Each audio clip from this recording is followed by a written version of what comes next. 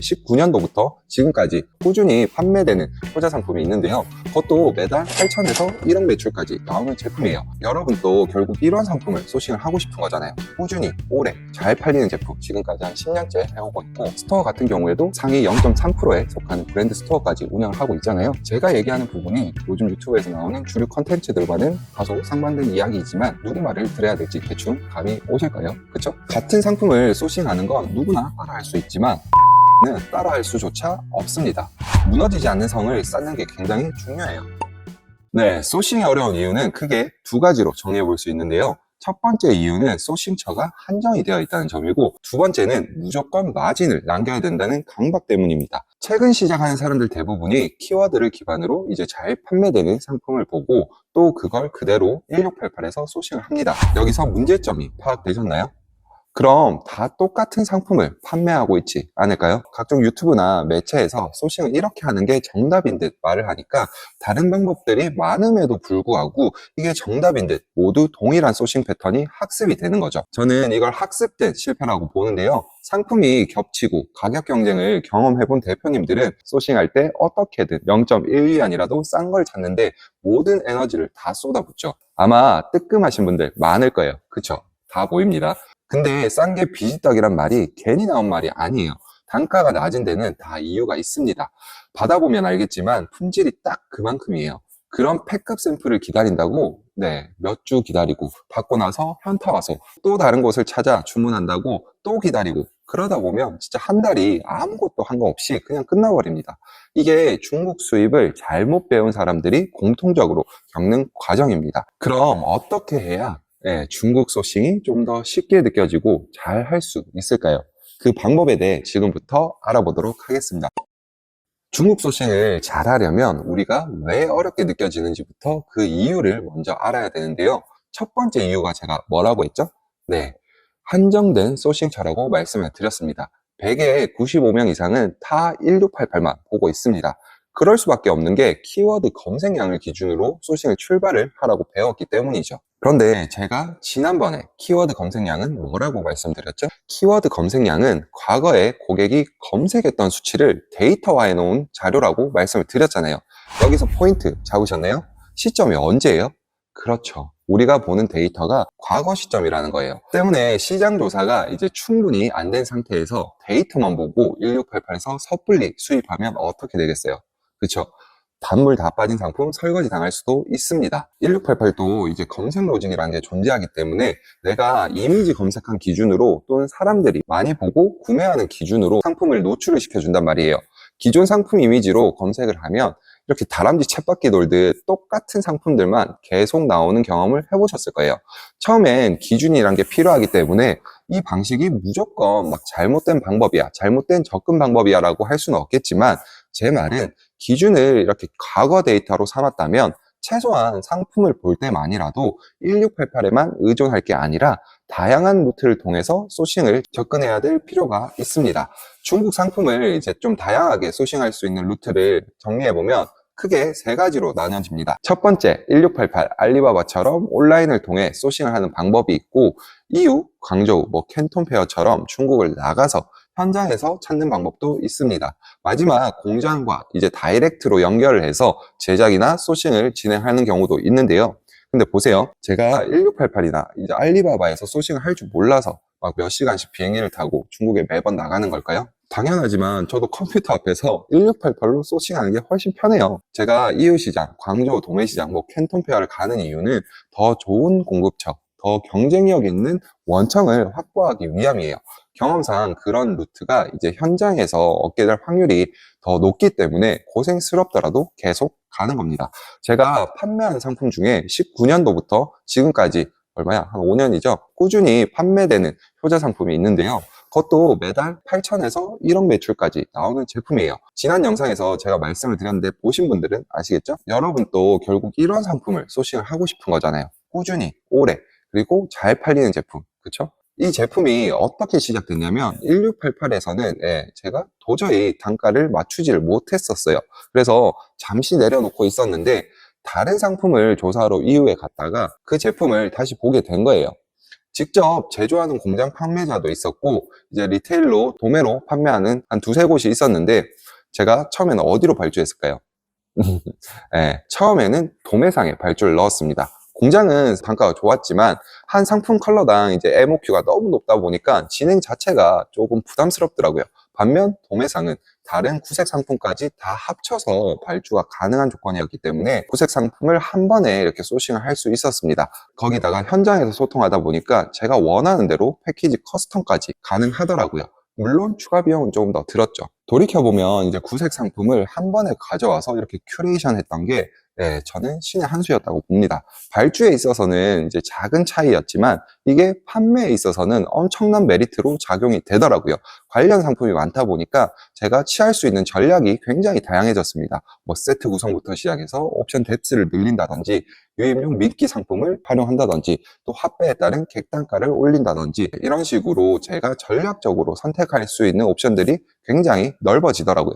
더군다나 샘플링 한다고 기다리는 시간이 확 세이브되면서 진짜 몇 주는 앞당겨서 판매를 시작할 수 있었던 것 같습니다. 많은 대표님들이 이제 사입하고 샘플링하고 이 기다리는 시간을 비용으로 생각하는 분들은 거의 없는데 다 반영하는 게 맞습니다. 왜냐? 우리의 시간은 돈이니까요. 당연한 말이지만 판매량이 높아지면 구매력이 높아졌겠죠? 바잉 파워가 높다는 건 그만큼 테이블 협상력도 커진다는 말이잖아요. 예전엔 응대도 제대로 안 해주던 원청 공장도 이제 180도로 바뀌게 됩니다. 지금은 발주량이 거의 40피트 풀컨으로 달에 거의 두세 번씩 이렇게 들어오다 보니까 단가도 기존 대비 한 15% 이상 내려갔고요. 기존에는 별도 비용이 발생하던 이제 패키지 비용도 무상으로 저희 로고 저희가 원하는 스타일로 다 바꿔서 들어오고 있습니다. 여기서 제가 한 건 딱 한 가지예요. 상품은 그대로지만 공급 루트를 계속 디벨롭 했던 거죠. 만약 1688 단가만 보고 제가 포기했거나 중국에 가지 않았더라면 월에 1억씩 나오는 제품을 날려버릴 수도 있었겠죠. 저는 이렇게 생각해요. 이제 뭐 제조가 아닌 이상 사실 일반적으로 유통되는 상품은 거기서 거기입니다. 우리가 소싱할 때 집중해야 되는 건 나한테 더 유리한 공급 루트를 찾는 거예요. A라는 목적지까지 가야 되는데 여러 갈래길이 있다고 가정을 해볼게요. 한쪽 길은 이미 많은 사람들이 가는 길이에요. 근데 사람들이 너무 몰리다 보니까 구간 이렇게 병목 현상이 발생을 합니다. 그래도 많은 사람들이 가는 길이니까 최소한 실패하지는 않겠지라는 마음의 위안이 되는 길이 있고, 다른 길은요 아무도 가지 않는 길이에요. 딱 봐도 앞전 길보다 더 돌아가야 될 것 같은 생각이 듭니다. 선뜻 혼자 가려니 불안하기도 하죠. 어떤 길을 선택하는 게 옳은 결정일까요?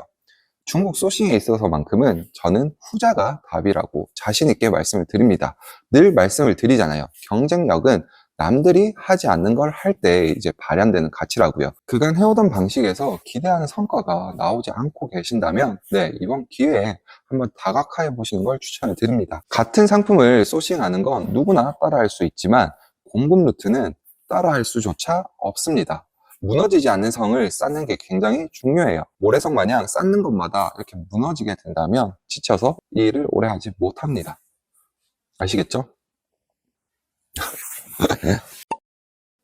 두 번째 이유도 한번 보겠습니다. 두 번째 이유는 이제 이런 외부적인 요인보다는 대표님들의 마인드에 이제 초점을 맞춰서 제가 말씀을 드릴 건데요.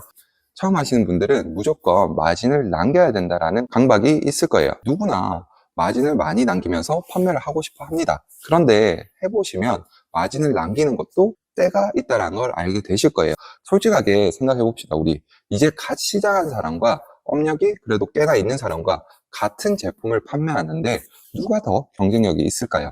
수입도 판매도 처음인 우리가 무슨 경쟁력이 있겠어요? 물론 다른 유입 채널이나 차별화된 기획을 통해서 포지셔닝이 가능하다면 이건 다른 얘기겠지만, 보면 똑같이, 아니 오히려 더 낮은 수준으로 판매를 하면서 마진까지 꼬박꼬박 챙기려고 해요. 그건 욕심입니다. 마진 때문에 재고를 막 몇 달 동안 쌓아놓고 계시면서 이 벽을 허물지를 못하시더라고요. 사실 이게 몇 번 반복되잖아요.